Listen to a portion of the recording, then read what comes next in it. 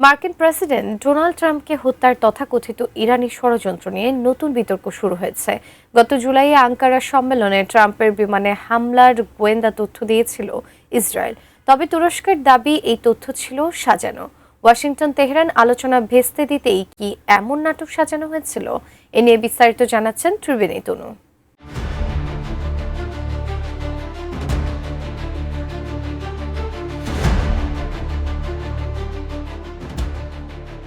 তুরস্কের রাজধানী আঙ্কারায় অনুষ্ঠিত ন্যাটো শীর্ষ সম্মেলন চলাকালীন হঠাৎ করেই মার্কিন প্রেসিডেন্ট ডোনাল্ড ট্রাম্পের নিরাপত্তা নিয়ে চরম আতঙ্ক ছড়িয়ে পড়ে। গত ৮ জুলাই তুর্কি বিমান ঘাঁটিতে রাখা ট্রাম্পের বিশেষ বিমান এয়ারফোর্স ওয়ানকে কেন্দ্র করে বিমানবন্দর এলাকায় রাতারাতি মোতায়েন করা হয় অতিরিক্ত তুর্কি নিরাপত্তা বাহিনী।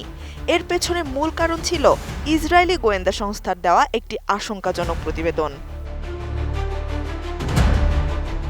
ইসরায়েলের সেই প্রতিবেদনে দাবি করা হয়, আঙ্কারা বিমানবন্দরের কাছে কাঁধে রেখে ব্যবহারযোগ্য ম্যানপ্যাডস ক্ষেপণাস্ত্র দিয়ে ট্রাম্পের বিমানে হামলা চালাতে পারে ইরানের একটি গোপন সামরিক দল।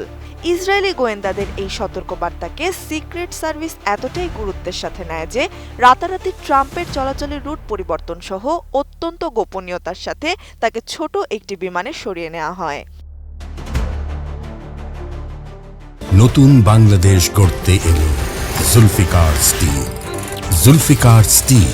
তবে যুক্তরাজ্য ভিত্তিক সংবাদ মাধ্যম মিডল ইস্ট আই এর প্রতিবেদনে বলা হয়েছে, পুরো বিষয়টিকেই একটি ভিত্তিহীন নাটক বা প্রতারণা মনে করছে তুর্কি নিরাপত্তা বাহিনী। কারণ ওই সময়ে আঙ্কারায় অভূতপূর্ব কড়া নিরাপত্তা ও চেকপোস্ট এড়িয়ে ইরানি বাহিনীর পক্ষে এমন কোনো ক্ষেপণাস্ত্র নিয়ে প্রবেশ করা একেবারেই অসম্ভব ছিল। মূলত তেহরানের সাথে ওয়াশিংটন যেন কোনো শান্তি চুক্তিতে পৌঁছাতে না পারে, সেটির পথ বন্ধ করতেই ইসরায়েল এই চক্রান্ত করে। এই তথ্যের ভিত্তিতে মার্কিন গোয়েন্দা সংস্থা সিক্রেট সার্ভিস ব্যাপক নিরাপত্তা ব্যবস্থা গ্রহণ করে। ওয়াশিংটন পোস্টের খবর অনুযায়ী ট্রাম্পকে গোপনে একটি ক্যাটারিং ভ্যানে করে অন্য বিমানে সরিয়ে নেওয়া হয়েছিল। গণমাধ্যম কর্মীদের আড়াল করতে ট্রাম্পের বদলে একটি ডামি বিমান ব্যবহার করে মার্কিন প্রশাসন। দ্য বিজনেস স্ট্যান্ডার্ডের একটি প্রতিবেদনে জানানো হয়েছে, তুর্কি কর্মকর্তারা এখন এই গোয়েন্দা তথ্য নিয়ে প্রশ্ন তুলছেন।